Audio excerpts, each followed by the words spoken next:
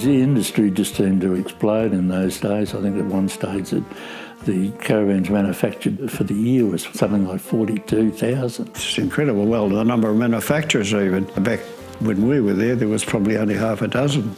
You and you start selling insurance through the dealers and direct to customers, and because Caravan Insurance was very hard to get. I had to talk the caravan people into it. Yes, that's right. But they're glad they did it, some of them, I'll tell you.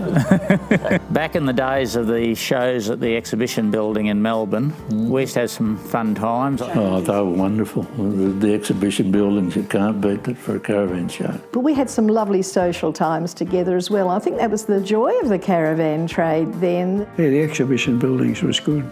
Upstairs was a bit of a problem, but they went through the floor one year. That was a long time ago. But it's great to see the result. Look what's happened since those days. Marvellous.